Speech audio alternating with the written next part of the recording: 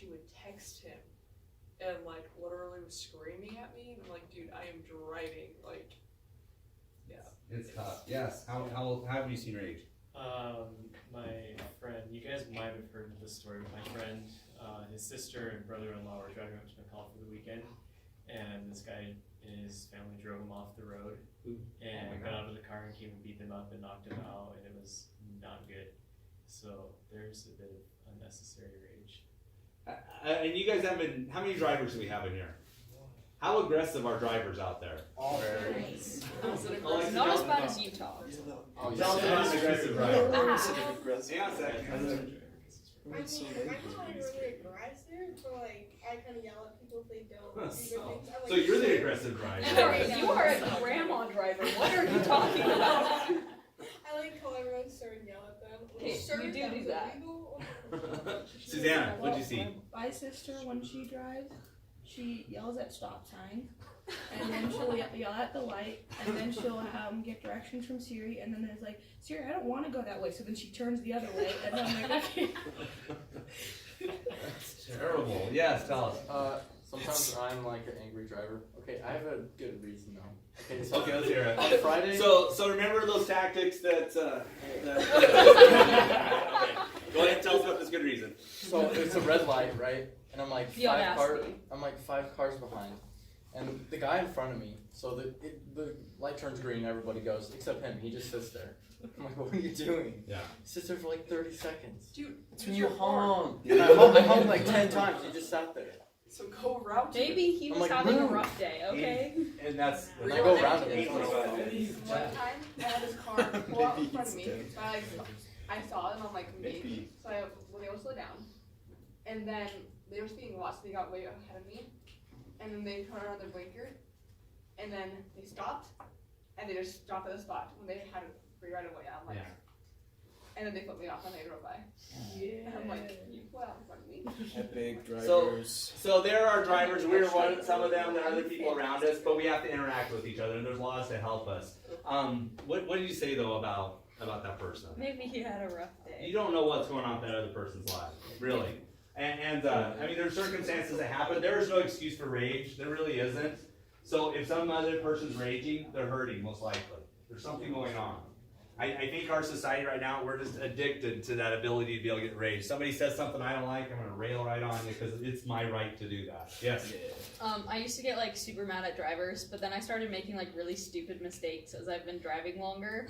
And then so I'm like I'll just suddenly like zone out and I don't realize I'm going like 5 under, and then I'll like go, I know, I repented, but then I'll like speed up. Yeah, I'll speed up. Yeah. And then I get mad at someone else for that, and then I have to remember that time when I didn't do it. So it was probably like their slip up. So you kind of gotta spot for that. Be patient, loving. Joseph, do you have verse 21 for us? Thank you. It's so one of the ways that Satan seeks to grab us by his power is by rage. He will put rage in our hearts, and it's going to be unreasonable. It'll be hard to understand. Go ahead and read that for us, please. 21. Yeah, 21. And other will he pacify, and will them away into cardinal security, that they will say, all is well in Zion, yea, Zion prospereth, all is well, and thus the devil cheateth their souls, and leadeth them away carefully down the path. I think this is so interesting here, the strategy that he's going to use, the tactic he's going to use. So right at the very beginning of it, what's one of the things he's going to do? Pacify. It's going to pacify us. What does that mean? That's the opposite of rage, though. So pacification is opposite of rage. It's actually, so where have you guys heard that word before? Pacify. Pacifier. So we give, when a baby gets upset, we give them something to be able to suck on. And so they believe that their natural instinct is to suck on it, and they're supposed to be getting energy from it, right? It's a binky. What's that? Yeah. Is that why they aggressively? Oh yeah, because they're trying to fulfill a need. And so Satan's saying, there's a need you guys have. I'm going to give you this thing it's going to take energy from you, but it's not going to give you anything that you need. And he's going to try to make you feel good. It's like, this is going to pacify you, make you calm. Okay. What else is he going to do? So he's going to pacify us. Then what? take us away from our security. Yes, he's going to take our security away from us. So take us away from our security. So let's go with the baby analogy still, because we're pacifying them. So a baby, when they get really upset, if you take a baby with a little swaddling cloth, a little blanket, and you just put their arms up like this, tuck them in tight, wrap them all up, and they're just tight like this, they can't move, I would freak out now as an adult. Yeah. But as a baby, they love it. And they just relax. Has anybody ever witnessed that? Swaddling a baby. How much do babies love that? When it's my baby's cats, because we had to bottle feed them. Yeah. But they just sit there and they just, like with the cats, they just start purring. Yeah. So Satan will take that security. He'll put you in something that will just make you feel so good that Joseph will just take the best nap he's ever had in his life with his little swaddling clothes. It's going to be lovely. Yes. Okay, so he's going to pacify us. He's going to take our security. What else is he going to do? Say all is well. All is well. If you look at the very beginning of that, it says, and others will he pacify and lull them into carnal security. So he's going to lull. Carnal means of the world. Their spiritual is of the spirit, and carnal means of this world. So he's going to sing you a lullaby, guys. He's going to pacify you. He's going to give you your binky. He's going to wrap you up in swaddling clothes so you're just really comfortable and calm. And then he's going to tell you all is well. And he's going to keep doing that all the time. Another one of the tactics that Satan will use. Satan seeks to grab us by his power, by rage. He's going to get in our hearts and make us angry. And then he's going to tell us all is well by doing these things for us. I could use. Sounds quite nice. If we can turn those into good things, right? Yeah. Why are they bad? Okay, the last one. Let's see, what's the last tactic? He's got there 22. Sam, do you have 22 for us? Yeah. And behold, others he flattereth away, and telleth them there is no hell. And he said unto them, I am no devil, for there is none. And thus he whispereth in their ears, until he grasp them with the awful chain, from whence there is no deliverance. So he's going to use flattery again. And he's going to tell you, Sam, you don't need to do one more thing. You're good to go. You just keep doing what you're doing. And if you mess up a little bit, it's okay. Because Heavenly Father, he's going to smack you, but not much. Right? And you can deal with it. See, just like that. All you got smack. Okay. Take this time, guys. Write this principle in your or this truth in your scriptures. At 20 through 22, Satan seeks to grab us by his power, by rage. Underline that, highlight that, whatever it is, you understand that. This is what he's going to do to you, and you can see this in your life. He's going to do it by rage. He's going to do it by flattery. And then he's going to pacify you, give you a false sense of security, and then lull you into all is well.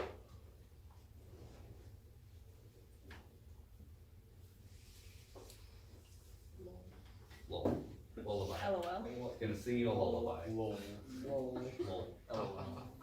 Lol. Funny. Okay, to close us off, what I'd like to do is read verse 30. So my question for us is, how will Heavenly Father teach us? When Heavenly Father took Moses up on the mountain, what did he show him? Everything. He showed him everything. How many of you guys think you can handle that? No. My brain would explode. So this is what I think would happen to me. So I think I gotta. Or is this a visual representation? It's a video representation of what I think would happen to me. Epic. Wait, whose brain's Here's all the information now coming at me.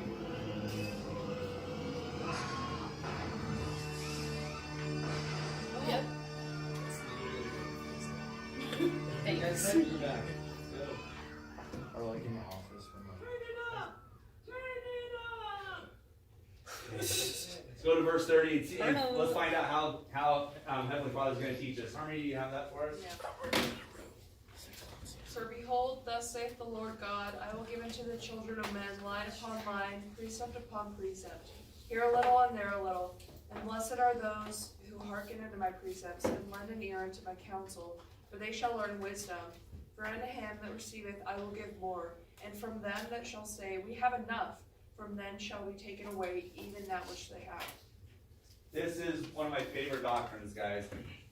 2 Nephi 28:30 it is one of ours. It's not like one of the official lesson ones, but it is a doctrinal mastery. Underline that, highlight that, understand that, please. Line upon line, precept upon precept. He does not want to blow our brains out. He wants us to understand and be able to grow in our capacity. So last thing I will end with is a story. This is you guys a science story. Science. All right. So the Hubble telescope. The director of the Hubble telescope. I don't remember what year he did this, but he wanted to know what nothing looked like. He was like, we have this whole area in space that we can't see any light whatsoever. If you were to look at the Big Dipper, there's areas around it. There's just pure black. There's just nothing there. And so he wanted to take the Hubble telescope. He's like, I want to look at that. I want to do it for 100 hours.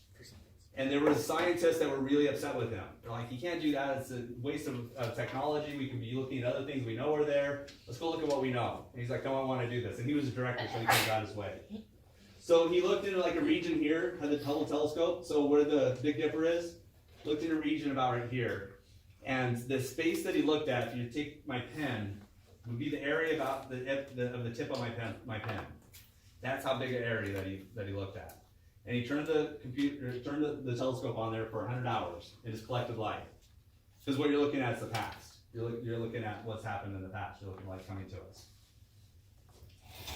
So after 100 hours, this is what he saw. It's beautiful. It is beautiful. Actually, let me turn all the lights. That's my brain. This is what you see when you look at nothing. So this right here, this is a star that's fairly close because it has a lens flare, so it's refracting on the lens of the telescope. All other pieces of light that you see here are the galaxies. They look like gems. Isn't it beautiful? Dude, how can we do that? To imagine the immensity of Heavenly Father, this builds my testimony so much. This is one little pinprick up in the vastness of space, and all of those galaxies that are bigger or the same size as our galaxy that we're in. All the massive amounts of planets and matter that build it. Moses was able to comprehend this. Heavenly Father, He will teach us this. If you look at the end of chapter 30, verse 18, it says, wherefore all things which have been revealed unto the children of men shall at that day be revealed, and Satan shall have power over the hearts of the children of men no more, for a long time. It will be in the millennium. It is my testimony to you that Heavenly Father loves us so much, and we are even though we're a small part of this big plan, He knows us individually, and He knows, and we're a part of His plan. And He wants us to be with Him again so we can see and know all things which He will reveal to us at a later time. And I say the name of Jesus Christ. Amen. Okay, who's got the prayer today? It is Carissa. Let's do the prayer wheel. What is this? Yep. So This is the prayer wheel. All right, Carissa, who we'll see who we're going to be praying for today. it better be Charlie. It better be Charlie. Yeah, it better be me. Or I'm gonna be mad. Well, you're gonna be bad. Our